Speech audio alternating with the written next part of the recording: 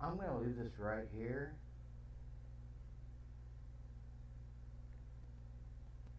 I believe that Joe Biden has committed some impeachable offenses. Impeachment. What is impeachment? What does impeachment mean? Where does all this stuff come from? High crimes and misdemeanors. What does that mean? High crimes and misdemeanors. You'll find it Section 4 of Article 2 of the United States Constitution. Quote, the President, Vice President, and all civil officers of the United States shall be removed from office on impeachment for and conviction of treason, bribery, or other high crimes and misdemeanors. Now, I want to focus in on the phrase high crimes because there's a lot of confusion about this, and I'm here to fix it.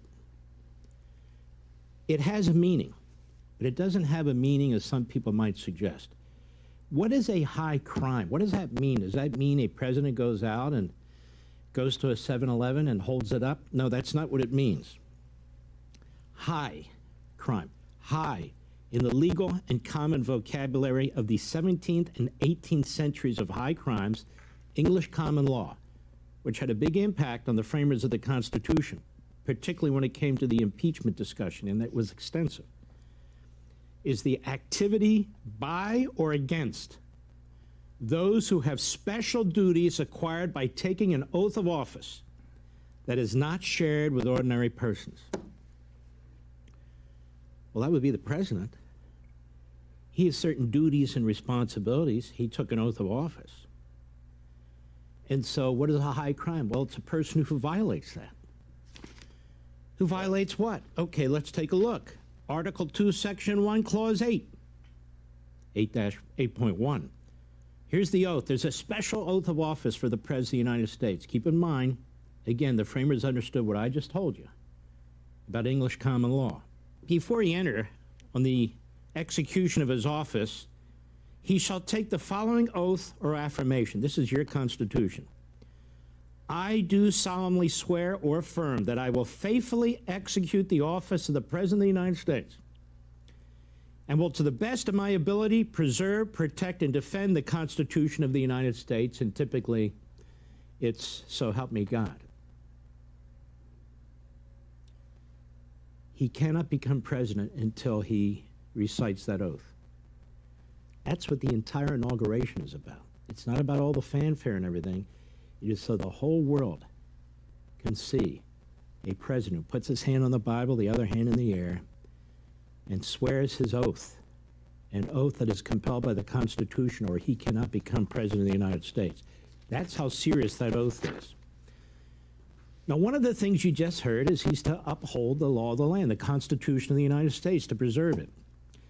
So serious was this to the framers of your Constitution, they put another section in the Constitution under Article 2, Section 3, Clause 3.1. Quote, he, meaning the President, shall from time to time give to the Congress information of the State of the Union, you've seen State of the Union addresses, and recommend to their consideration such measures as he shall judge necessary and expedient. Okay? He may, on extraordinary occasions, convene both houses, or either of them, and in case of disagreement between them with respect to the time of adjournment, he may adjourn them to such time as he shall think proper. Okay? Ready?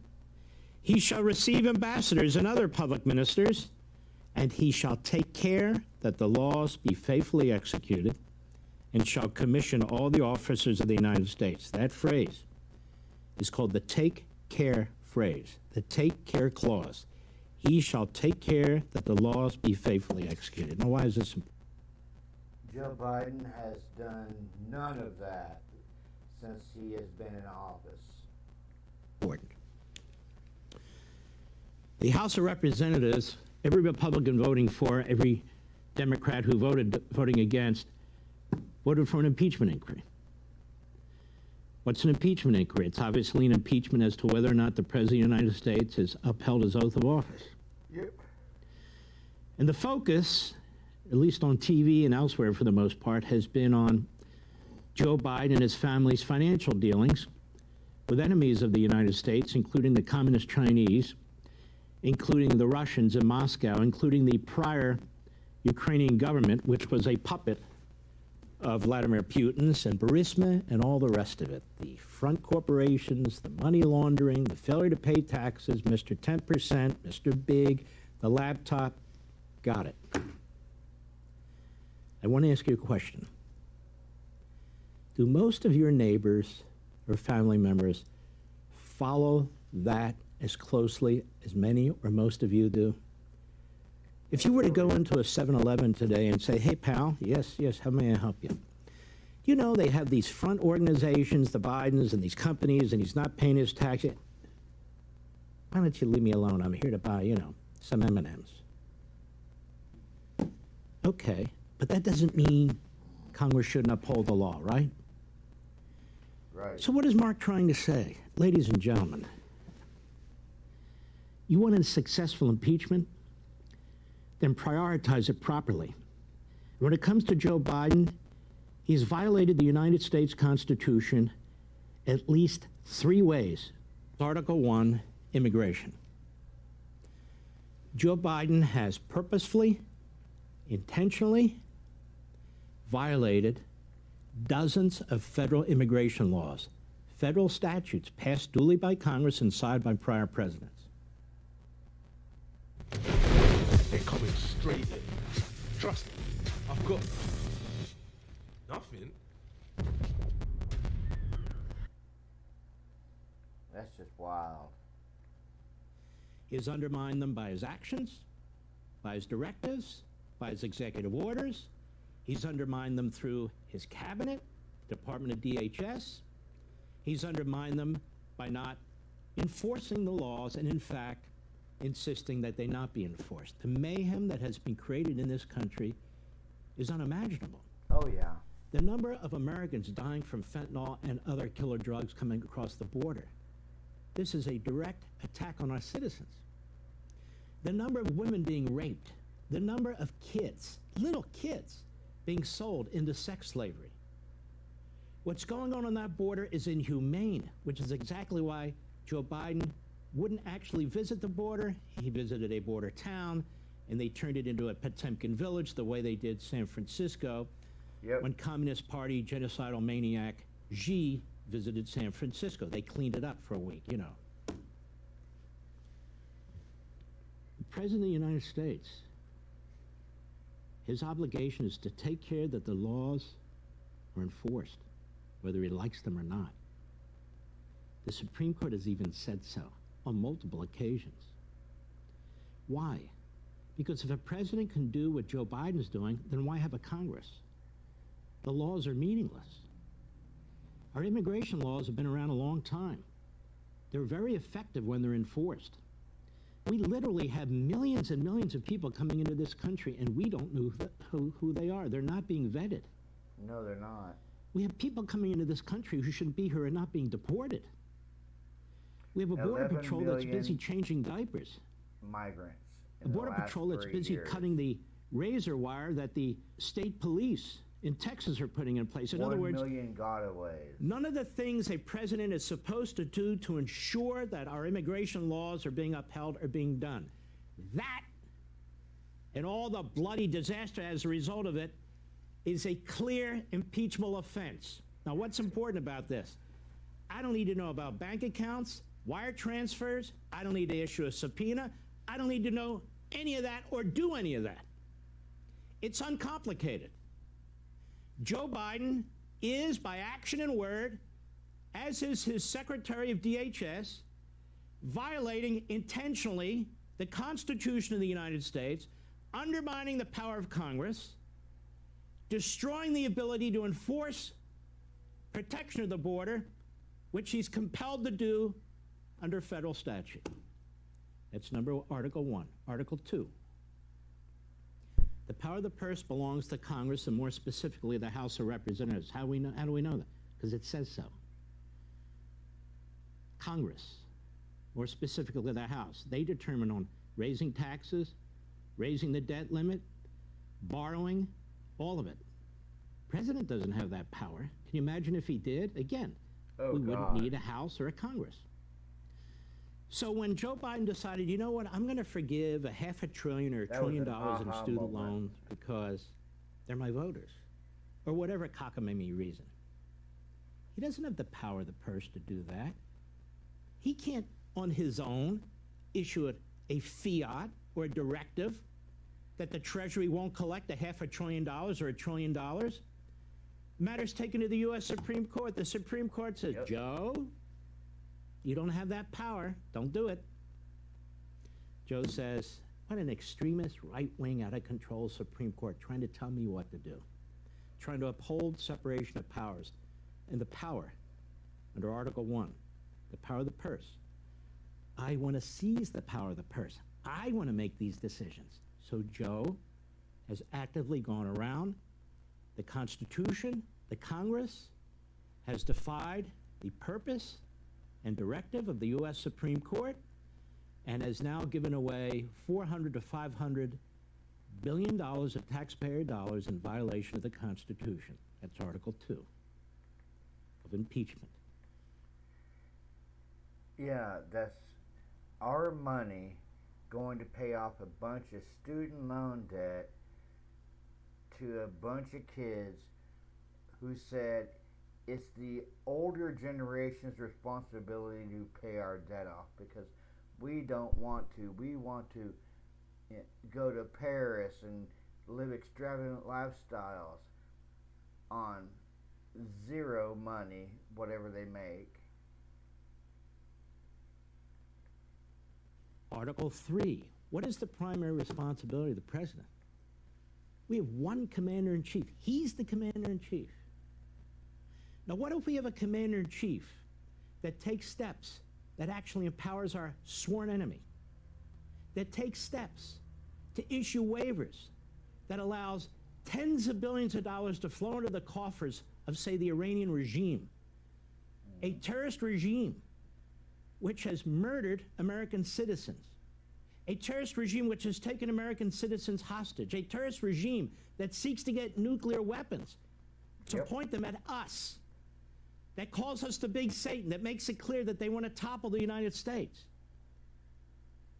We have a president of the United States who not only gives aid and comfort to the enemy, he literally gives billions of dollars to them by his actions and his inactions. They take that money in turn. They fund Hamas, they fund Hezbollah, they fund the Houthis. This is a regime that sought to assassinate a former Secretary of State, a former National Security Advisor. This is a regime that seeks to destroy America.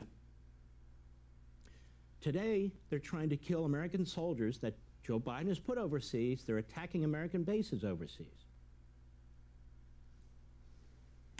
You're funding our enemy? That's an impeachable offense. Yes, it is. That should be Article 3. That Joe Biden is literally funding a terrorist regime that has killed American soldiers, hijacked American citizens, has done all kinds of things, and has its intention of building nuclear weapons to threaten us, among others. That is Article 3. Article 4 can certainly be that you have a spoiled punk son of a vice president, son of a former senator, Joe Biden, who uses his father and his father's name and his father's office to bring over $30 million into his coffers and the coffers of his family. And nobody believes, except the corrupt media and the corrupt Democrat Party, that circle the Praetorian Guard, circling the wagons around their man. Nobody believes Joe Biden didn't know anything about it. What's he, deaf, dumb, and blind? What's he, Helen Keller? No. He knows, because when it comes to money, Joe knows. Joe likes money. And so his attorney general will not appoint a special counsel to investigate him, even though the standard for appointing a special counsel has been met 100 times. It has. Even though the media and the Democrat Party, where's your proof? Where's your proof? Folks, we could show them a dead body, and they would say, where's the proof that it's dead, if it helps the Democrats? So they don't matter either. The Republicans have control. But it's a very complicated case. The average American even the unaverage American would have some difficulty following all the steps. That doesn't mean you don't take them, but it means that's Article 4. Article 1, Mr. and Mrs. America understand what the hell's going on that border and don't understand why it's not being secured.